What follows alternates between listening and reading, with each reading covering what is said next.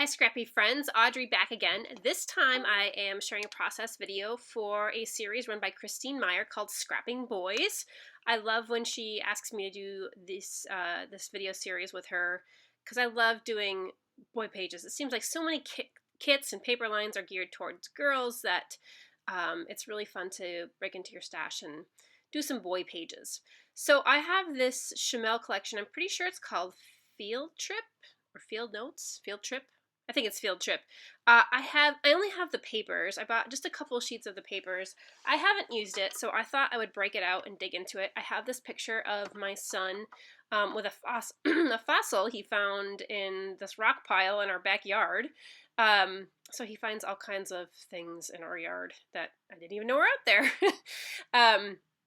So I thought I would scrap this. So I love this piece of pattern paper with these kind of wonky pie charts on them. And I mean, how can you not fussy cut these out? I mean, it's like what this paper is designed for, to fussy cut these out. So that's what I'm doing. I'm fussy cutting these out. And because I don't have any of the other embellishments, I fussy cut out the dinosaur bones and the phrase that says explore more and the little kind of rainbow thing that says that's cool, this rocks. I don't end up using that, but and then I broke out some other boy collection things I have. I have a couple of the Cocoa Vanilla boy lines, so I broke out just some embellishments from there. I also have a really old crepe paper one, but I don't think I use any of that on this page. But anyway, I am going with this gray background paper to kind of go with my theme of fossils, and I put some clear gesso on it. And while that is drying, I'm going to pick out a few other embellishments that I think I might use. And because he is holding a fossil, I thought the title You Rock would be appropriate, so I fussy cut that out from a piece of pattern paper as well. So I decided to do some mixed media on my background. Now, just so you know, my daughter is sitting across from me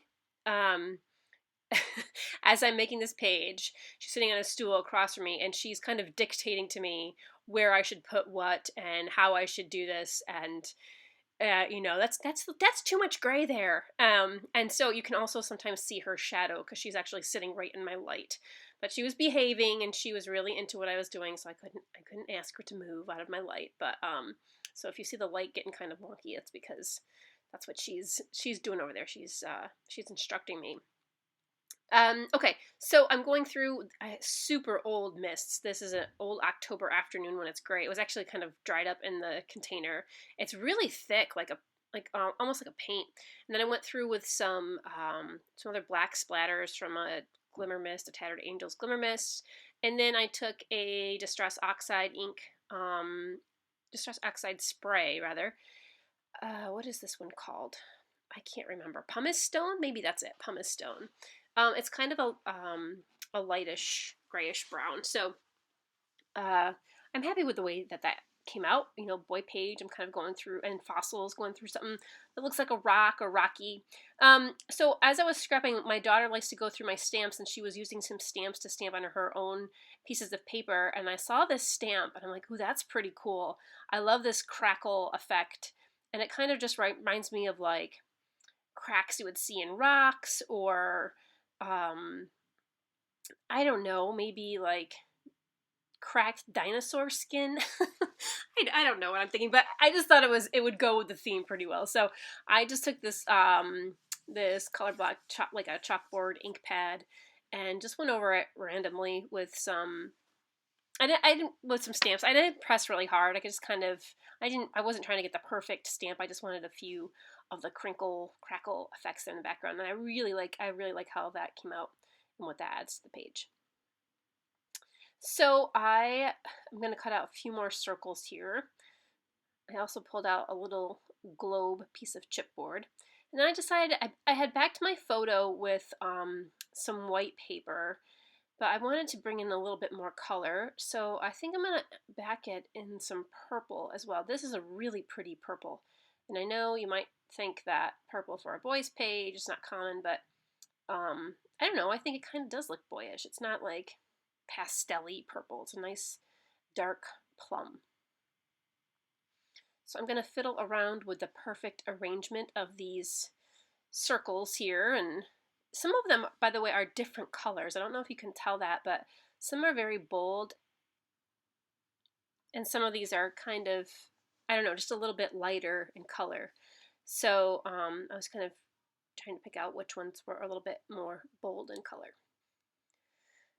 I don't really do a ton of embellishing on this page because I mean, the background's getting, I mean, it's not busy, but, you know, it has a lot of detail to it. And then these circles are brightly colored. And I'm going to go back and stitch over those, so I'll add a little texture there. And, you know, I don't want to overwhelm it with embellishments because I think it's cute and I like my photo to stand out.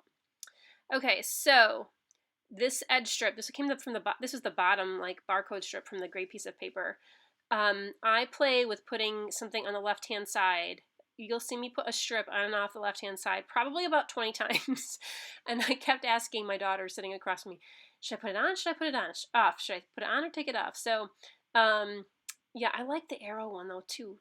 I don't end up using the arrow one. Oh, there, she's pointing to which one she likes. She didn't want me to put the arrow one on because she liked the arrow one and wanted me to use it on a page about her. So maybe I will because I did not end up putting it on this page. Okay, so now that I've got my circles in place where I want them, I'm going to glue them down before I take everything else off. And then I'm going to go back and stitch over them and make sure I get my photo here on my piece of purple paper. And I'll edge distress that one too.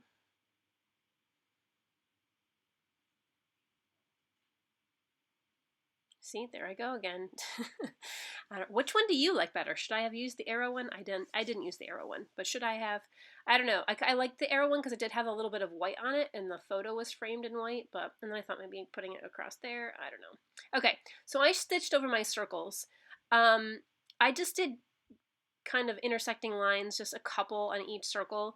However, you probably wouldn't even notice if I didn't say anything, but I forgot to do the one right under the photo, the smaller one right under the photo. So maybe you didn't notice, maybe you did, but it bugs me a little bit. Will I go back and change it? Nope, it's already done. It's in the pile to be put away, so yeah, I'm not going to go back and change it. Nobody will probably ever notice that I missed one. So I backed my little cutouts here with some foam adhesive.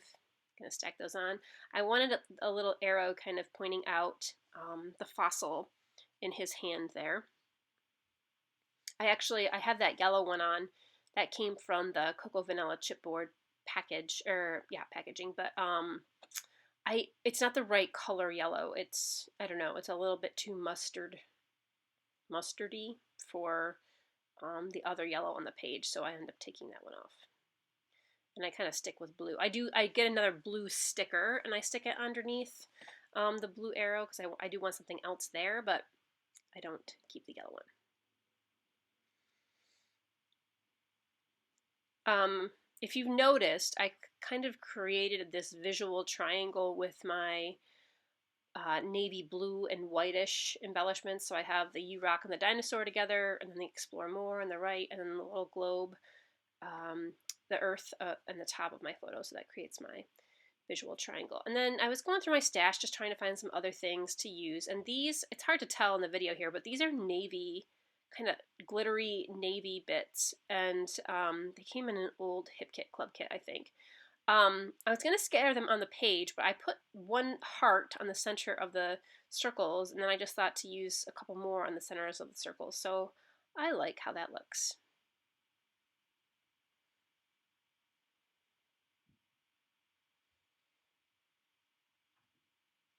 Alright, so I'm going to commit to this rainbow piece.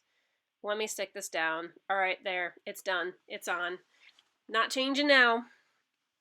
I add a couple more little phrase stickers here. And I do go back and add, let's see, what else do I add? Where am I going to put this little sticker? I guess right here. I don't know. I'll move it over. I change it. So there you can see I changed out the yellow arrow for the blue arrow. I put a little label underneath my title to do my journaling. And then I was looking for some flair, something else round to add over there. This happens to also be Cocoa Vanilla, and I decided to go with the blue one to kind of blend in. I want those colors to stick out, so I'll keep all my other embellishments to the navy and blue palette. And I just went back and added my journaling and the date, and that wraps it up.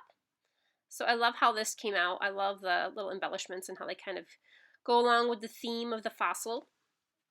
And I love the bright colors, and those shapes are so fun in this page. And I really love the stamping on the background. I need to do that more when I do some of my mixed media on my backgrounds. I love mixing the stamping with the mists and the inks. So thank you so much for stopping by. Thanks, Christine, for having me.